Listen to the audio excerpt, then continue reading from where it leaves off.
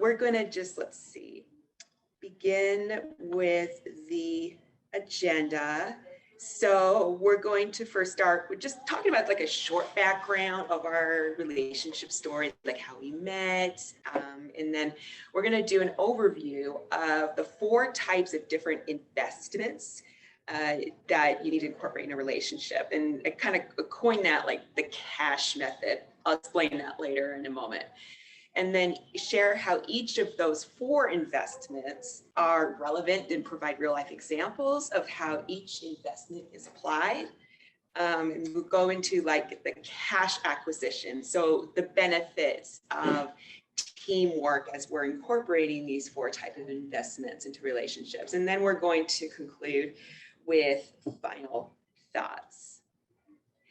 So how it all started, Dave, do you want to like just provide just a brief, quick story of? Yeah, I'll be happy to touch on that. We basically met at a 2005 Autism conference in Nashville, Tennessee.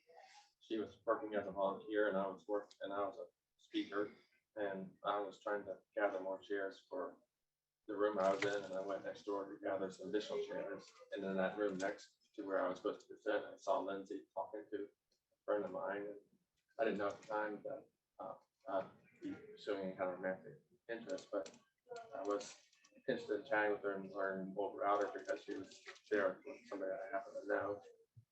And then from there, I got to spend more time with her and introduce her to my friends and like this would have to be attendance. And then she was nice enough to get me a ride to the airport, which I was really thankful for. And then as I was leaving, I just thought there's just something about this person. Like after I dropped you off at the airport, and I thought, okay, we got to at least stay in touch. And at the time, I really had no interest in dating.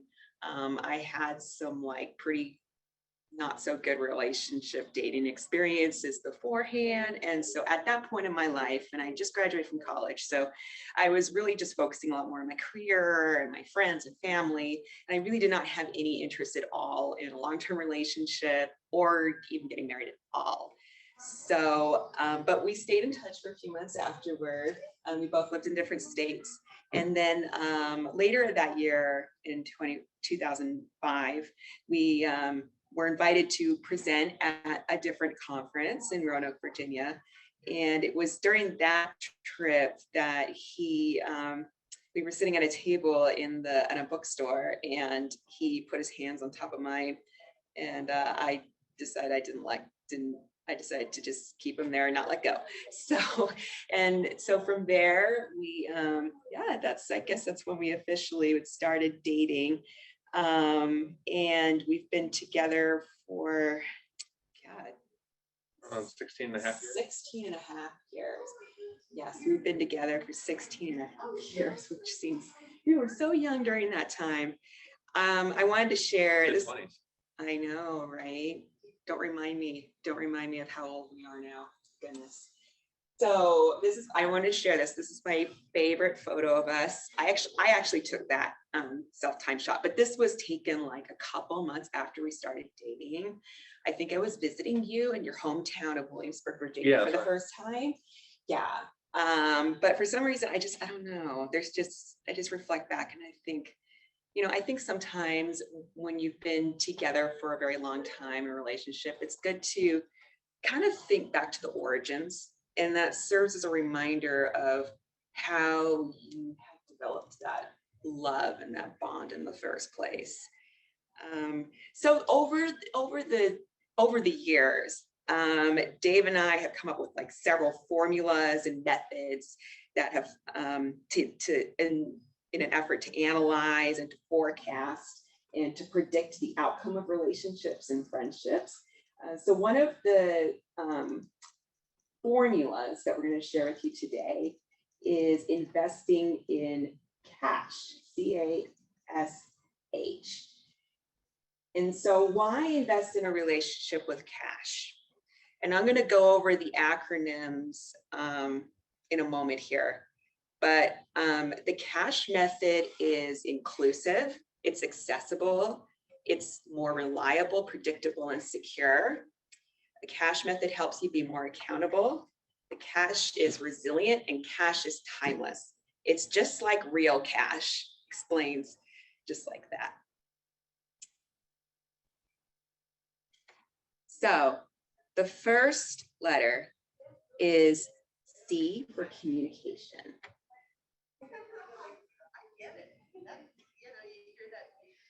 So many years ago, my father had a conversation with me, and he came up with this idea of a social antenna theory, where those of us on the spectrum we have, the world is surrounding us, there's other people, and we observe that they have somehow been able to connect with each other through their own antennas. And we are struggling to connect our own antenna to their antennas. The antennas they connect with each other is through like nonverbal cues and implied things and just all these different forms of communication that this just does not naturally pick up for us. And so we have to come up with the tools to be able to set up and build our antenna so we're able to connect our signals with the people's signals around us. I'd also argue that it's the other way around. It flips as well to the other way around, where the people around us should also make an effort to build, enhance or refine their antennas so they can make an effort to connect with us. One of the things that was an influence for both of us when we were growing up was the Dale Carnegie's book, How to Win Friends and Influence People. Yeah, we both read through that book and also had it on audio tapes. It was very helpful because it offered some very useful information. Mm-hmm.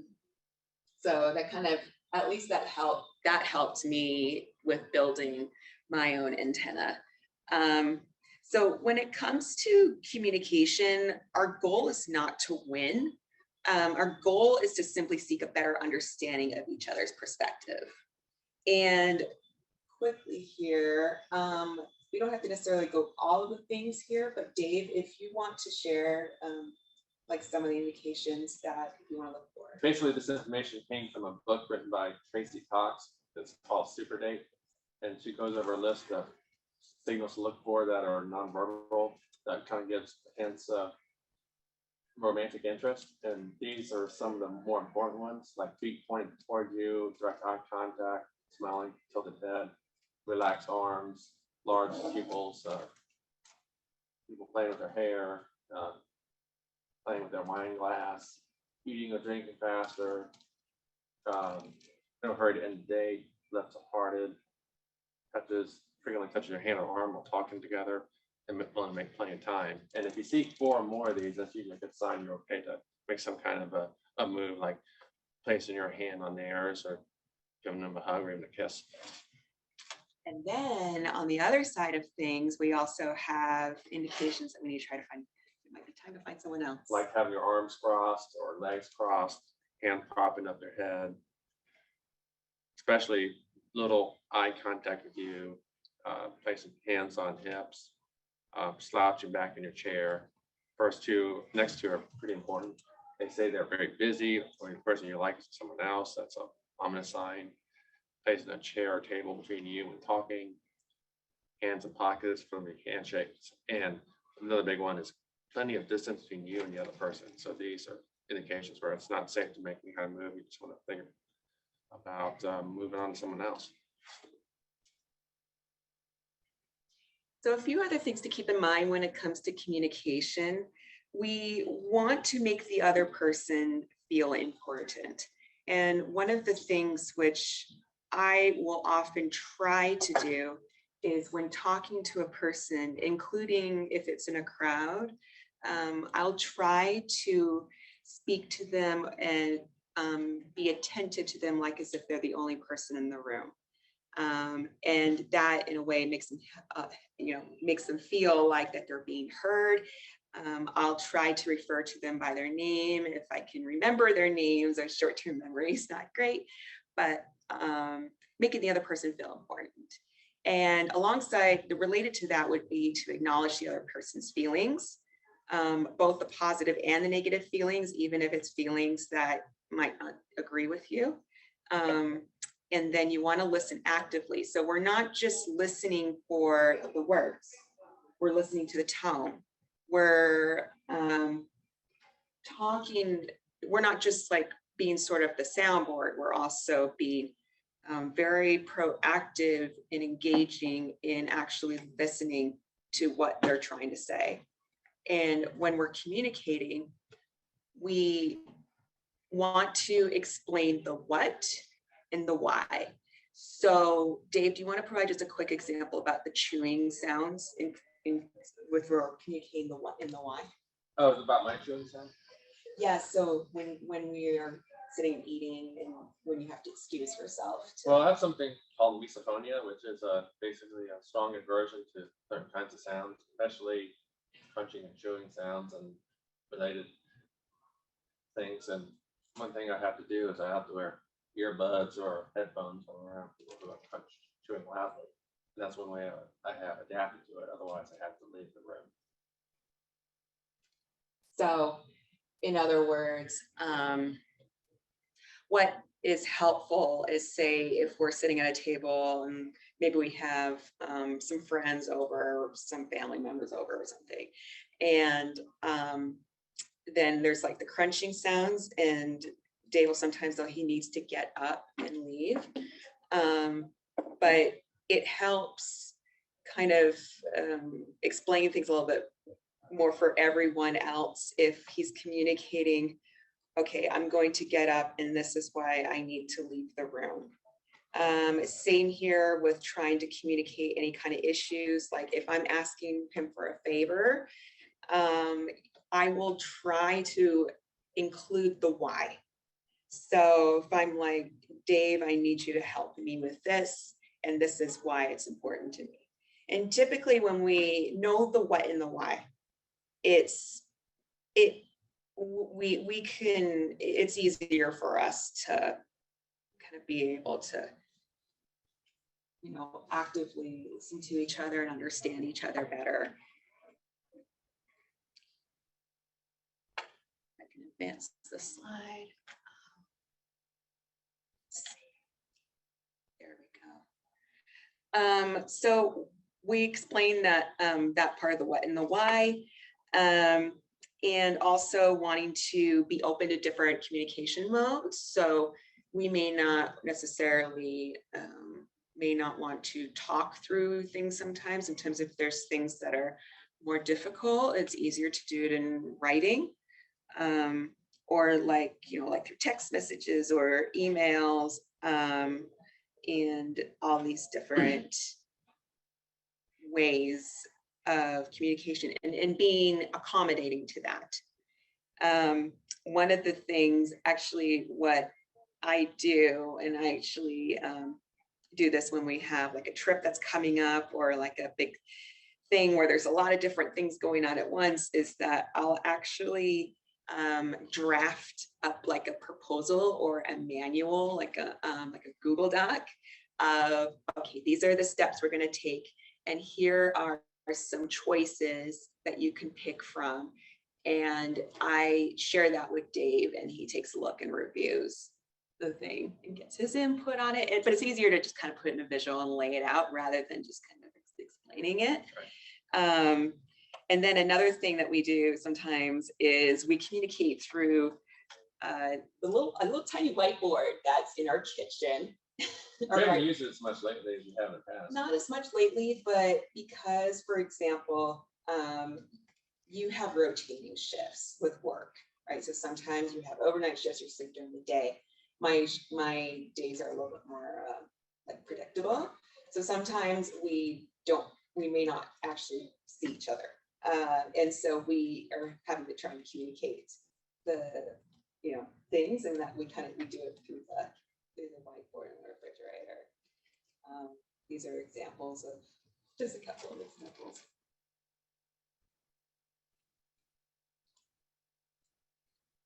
And then another thing too, and this actually was, this actually was something that we did more in the beginning when we first were friends and we were touching base. And also when we first started dating, we dated for about, I think it was about 16 months, 18 months before we moved in together. And so we were often like writing emails to each other and calls and letters.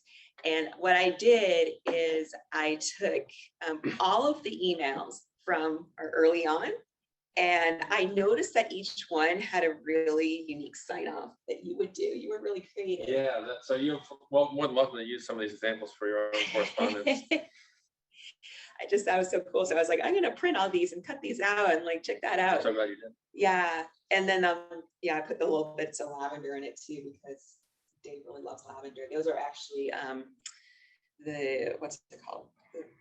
The Boutonnieres? Boutonnieres, yes, that we used for our wedding. We gave one of those to each of our guests. So the A is accommodation. So why is it important to practice accommodations? Because each one of us is wired differently. So as you and I both know, sensory issues are definitely going to vary from person to person. For sure, quite a bit. Quite a bit, yeah. Practicing accommodations, it prevents us from not being too arrogant. And when we learn how to accommodate each other's needs, we learn more about each other. So it works both ways. Yes.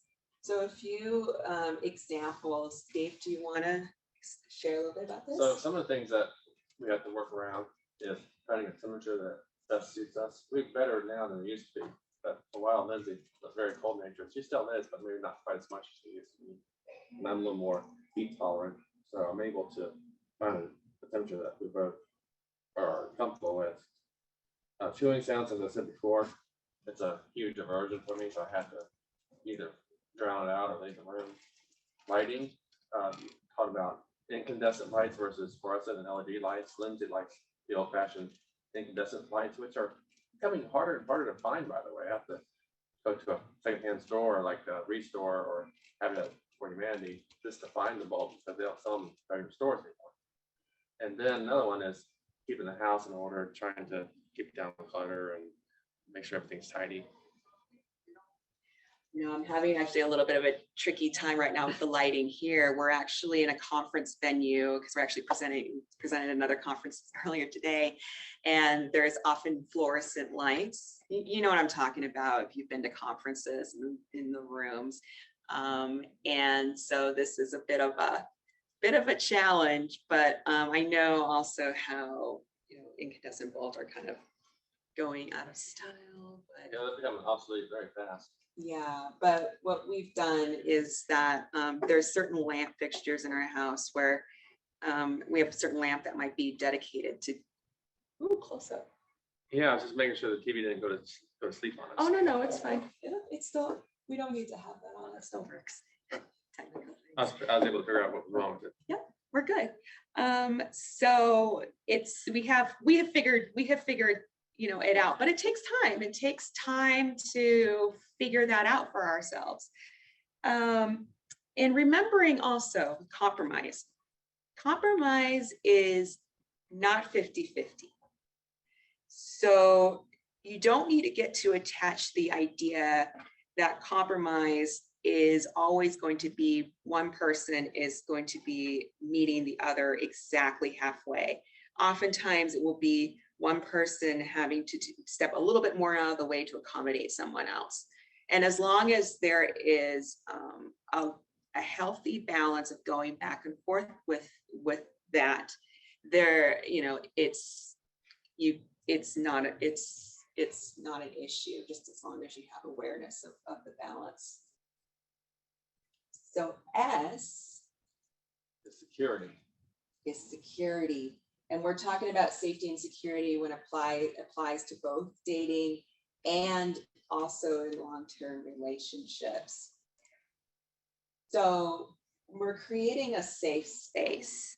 So whenever there's a conflict or confrontation, we ask more questions than I try to ask more questions first than state assumptions, right? Because you might have a logical reason why there might have been something, an action that you've taken, and I may have misunderstood something. So it's better to ask questions first before making a response. And when you do approach someone confrontations with, with more questions and not getting accusatory right away, like, you never listened to me, right? I could easily say that. That's something that Dale Carnegie in his book, How to Win Friends and Influence People, says. That's something you never did. But at the same time, I also understand, since we're both autistic, that both of us can kind of get lost in our own things, and we should not take it personally about, like, if you're acting like you're listening to me. But I also, try to be very mindful of, okay, is there something that's going on with you, preoccupied with something else, or if you're struggling with something. So having to kind of just being in tune with each other and creating that safe space. And so we want to focus more on objective statements than subjective statements. So that'll allow the other person to feel more safe in expressing their honest feelings about an issue. So when we're talking about security enforcements, how do you enforce security in a relationship? So here's a few examples. So predictability. We both love predictability. Like, I'm sure you like predictability of how the weather is going to be, right? When you do your forecasting. Oh, of course, makes our job easier. As a meteorologist. Yep. And I know how much you also like predictability, and I do too, and being able to plan out travel and logistics and preparing for presentations. And if there's an event that's going to occur, we need to leave somewhere, you usually like to get a heads up, right? Yeah, I like to know, don't like to be surprised. I don't like surprises either. So predictability really, to me, is like getting stuck in traffic. It's still really frustrating either way, but it's just slightly less so when we at least have an awareness of what the source of that traffic jam is. Respecting personal space. So we do have dedicated offices and bedrooms for ourselves. Yeah, we each have our own office and own bedroom, although we share the master bedroom quite a bit, but not always because of schedule concerns and other things. But there's times when one of us might be too overwhelmed, right? Yeah, that's definitely the case. Or if you have a dog that likes to sleep on the bed, it's another reason to do that. And have my room to myself for dog sitting. Oh, I do dog sitting, so we're working, yeah. But like, things that get too overwhelming at times, because I know I have times when I need to be, alone as well, and having these moments of solitude. Informed consent.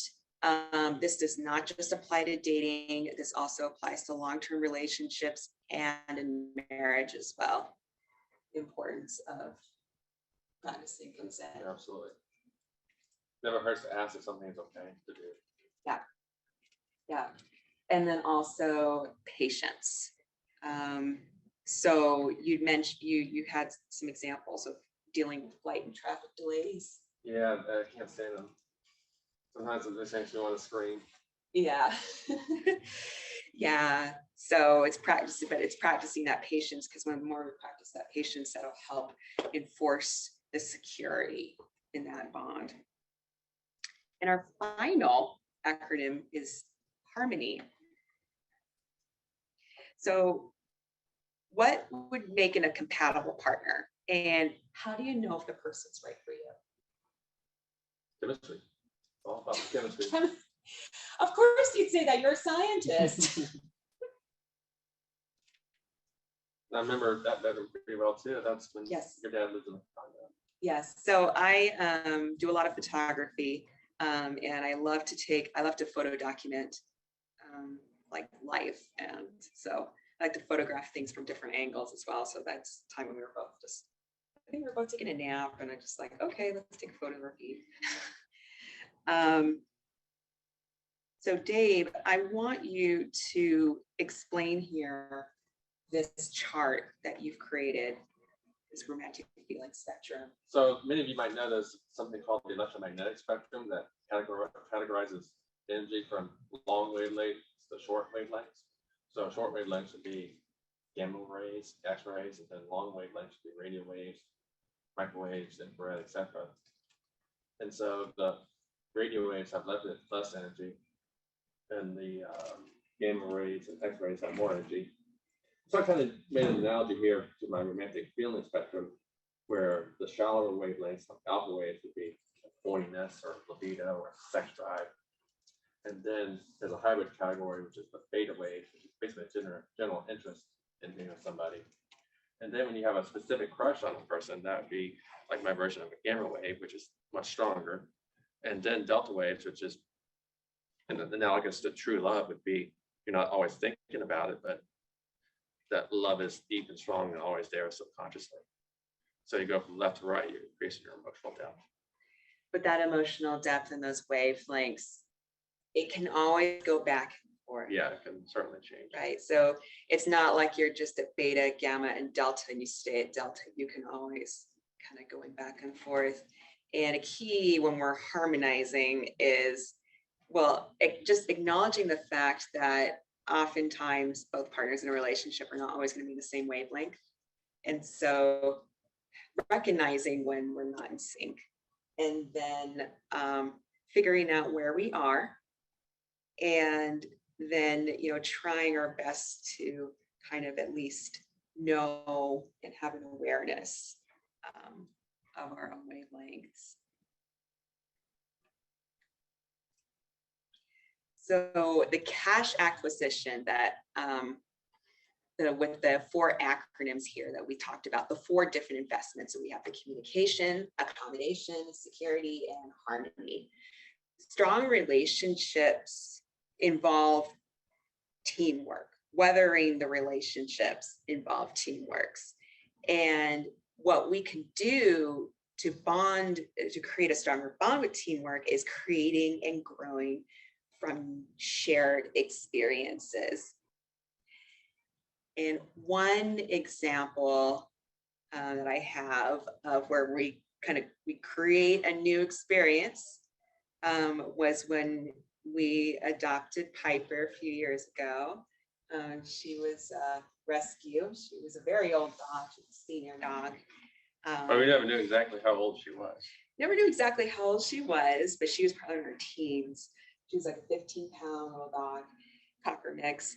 And I've really wanted a dog for years. And Dave was kind of hesitant about it. I was worried about the noises they might make.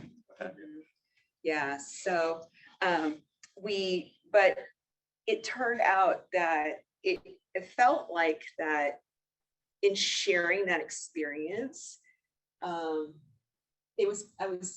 think we kind of developed stronger bonding. Yes. It was wonderful to actually witness how amazing he was in taking care of her and helping me take care of her. Piper, our dog, had actually become blind while she was in our care. We actually had to remove her eyes. And so she couldn't see at all. And the eyes that she had were causing her pain. Yes. So sometimes that's just, that's kind of the last resort, but we figured out ways to provide accommodations and learning through that experience of just remaining patient when you're taking care of a creature or a person who might require more needs. I think that kind of goes back to the patience that we were talking about earlier as a security enforcement. But you were really creative in creating the what did you do? The padding on the furniture, on the legs of the furniture, with the tight insulation, and right down with some tape, and that way when she would hit it, she'd have a soft hit to the head rather than a hard hit. Mm-hmm. So to make her, anytime she bumped the furniture, be less of an impact. Mm-hmm. Mm-hmm. Yep.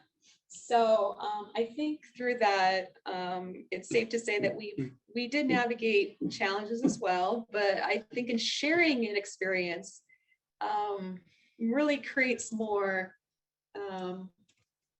more of a story to the adventure. You're adding a chapter in the book, and the growing the new experiences does not always have to be acquired by just positive experiences. It can also come from really difficult, challenging experiences. Our relationship's never been perfect. Of course, we've come across some difficult periods of time. I've had a long history of mental health issues and past eating disorders, and I know that was definitely very challenging to the relationship. It was challenging for Dave, and going through that, and we're together during this whole time, and so that is also an example of sharing an experience. But in the end, the fact that you continue to remain supportive even when there have been challenging times, I feel like has really strengthened the relationship. So weathering a relationship is an opportunity where you and your partner grow together while honoring the beauty of each other's individuality. That's a thunderstorm cloud in the background. That is a thunderstorm cloud in the background. Yes, I found that photo for the slide, and I thought you'd like it. It was actually from NOAA, Really cool. National Weather Service photo. Yes, that's where you work. So in keeping just some final thoughts about the cash method. So cash is universal, which means that we can apply these relationship investments to both non-romantic as well as romantic relationships. Cash serves a common need to feel acknowledged, validated, and accepted, which we all want to feel.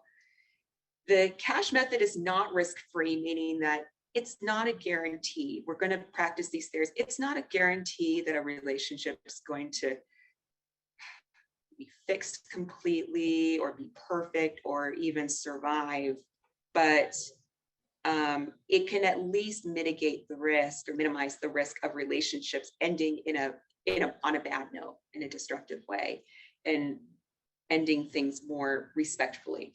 Arguments and disconnects will happen, but you can remain respectful while going through the process, which I think Dale Carnegie outlines very well in his book. And again, the goal is not to avoid the conflicts altogether, as uncomfortable as they are, but it's how you manage the conflicts. It serves as a preparation in case of unexpected losses or chaos. And the cash method is the currency that enables the optimal health of weathering human relationships. Anything else you want to add before we go through this? I think I pretty much covered everything I can think of. So here is a few resources. Again, it's the book that we mentioned earlier. This is the Dale Carnegie book. It's a classic. I think it was published in the 30s, and it's still. So there's a lot of applicability today. It does. It does. And then Dave, you suggested Super Date with the. So Tracy Talk has written a lot of books about sexuality, and her book called Super Date has some really good examples of nonverbal behavior to look for. And this is something that autistic people can find very helpful if they know what to look for when it comes to evaluating potential. And I love also how it has visuals, like it has photos. Yeah, so it shows you exactly what these examples look like. Yes. So it's less, it makes it more concrete, if you will. It's so helpful to have visuals. And then I also wanted to share with you so there's a whole bunch, there's a lot out there now on love and sexuality and relationships and connection and neurodiversity. And for the past 10 years, I have been curating these resources together on my personal website. And so if you wanted to find anything on like personal perspective stories or articles or published research on the topic, or multimedia and videos, you can visit my website, nakedbraining.com, and then it's the resources page. I also actually have a resource library on neurodiversity and mental health, which you can actually access through that same link. So that if there's any questions, or if you ever want to connect with either one of us, this is our contact information. So feel free to reach out to us at any time. So, And yes, thank you so much for taking the time to join us today. yes, Really appreciate it. thank you so much.